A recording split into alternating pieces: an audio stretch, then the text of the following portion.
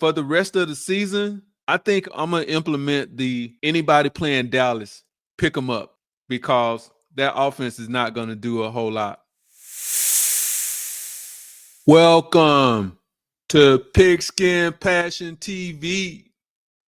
And it's your boy, the Black Mamba. It's season 2, episode number 87. And guys, we back. We back for another week of fantasy football. And guys, in the beginning of the season, my team was hot. And it seems like now, when it really counts, they're not. Guys, I've had the longest winning streak in the league this year at 8 games. And right now, I'm on pace to maybe have the longest losing streak of the league too. I've lost 3 straight. I think the record for the most consecutive losses is 5 in my league. And at this rate, I may be able to break it because it seems like nobody wants to cook besides Joe Houdini Burrow. I can't get a win now.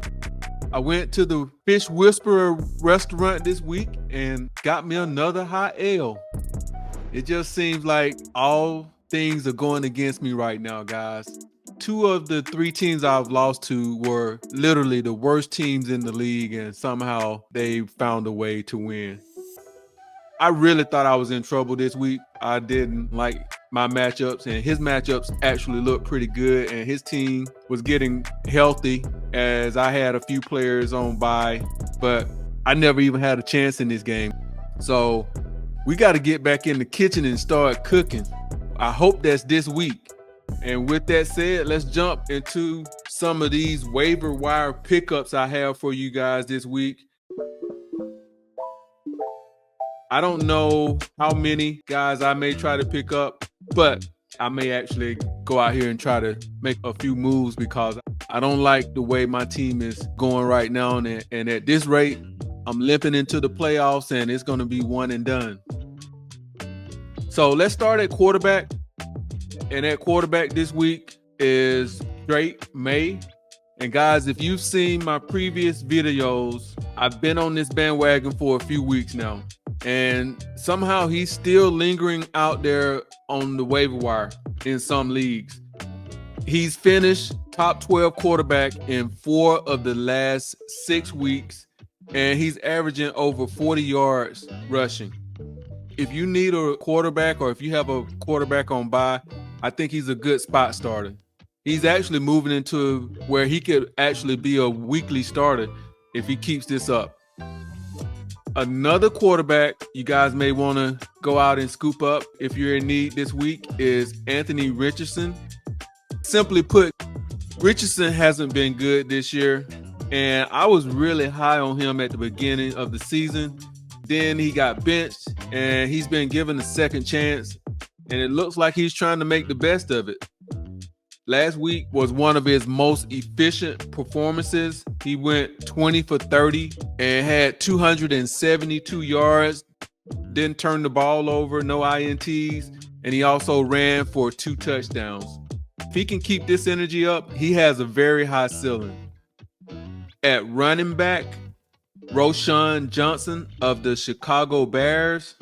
And guys, I actually dropped this guy last week. And I think I'm going to go back out on the waiver wire and try to pick him back up. I saw some of the game, and it looks like the new offensive coordinator had some plans that involved him being in the game plan.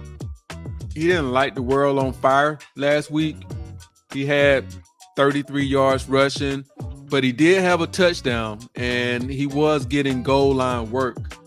So if he continues to get goal line work, and he can be the touchdown vulture on the team, then he's a good flex option. So I'm going to go back out and try to pick him up. I don't know who I'll drop yet.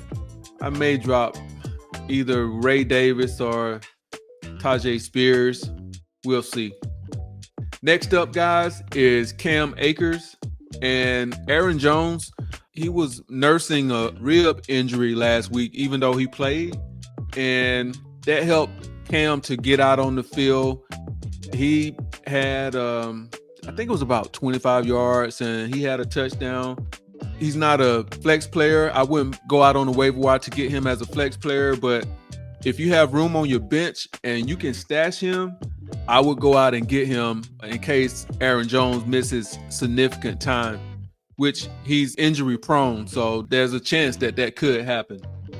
And at wide receiver is Elijah Moore of the Cleveland Browns. And guys, since Jameis has been the quarterback, the Browns passing game has come to life. They're putting up yards each week. The previous week, it was Cedric Tillman. Last week, it was Elijah Moore. He had 6 catches for 66 yards and a touchdown. And even though they got some tough matchups coming up the next 3 games, I think that they're going to be playing from behind, which means that there's going to be volume. There's still going to be yards and touchdowns to be gotten. So I think if you need a boost for your wide receiver position, that this may be a good pickup. Another guy is Kendrick Bourne with the New England Patriots. And he's become one of Drake May's favorite targets. Last week he had 5 catches for 70 yards and a touchdown. And it seems like he's one of his favorite end zone targets because the last 3 games he's been targeted in the end zone. And they have some decent matchups the next couple of weeks. So this may be a guy you may want to take a flyer on as well. And at tight end, the old dreaded tight end, I've missed at this position the entire year. Jonnu Smith, I think I gave him out a couple of weeks ago, but he had a big day on Sunday. He had 101 yards and 2 touchdowns. And over the last 6 games, he's been targeted at least 6 times a game, 5 out of those 6 games. So I think with Tua Tagovailoa back at the quarterback position, this would be a good pickup. Another guy at tight end is Will Dissly of the Los Angeles Chargers. And the Chargers, they're starting to open up their passing game. In the beginning of the year, it was all about the run game, but Justin Herbert, he's looking real good.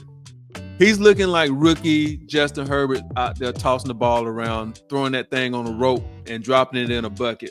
So Will Dissly, I like him as maybe a spot starter, or if their passing game continues to uptick, I like him as a weekly starter as well. And as always, guys, I'm streaming my defenses. My number 1 defense pickup this week is the Washington Commanders versus the Dallas Cowboys.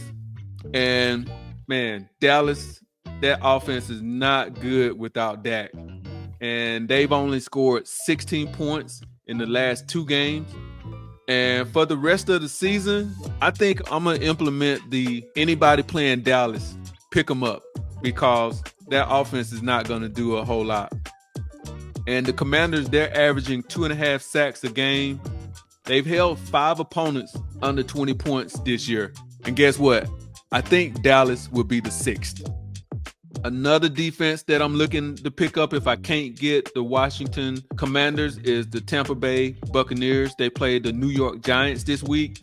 And the Giants, they benched Daniel Jones for Tommy DeVito.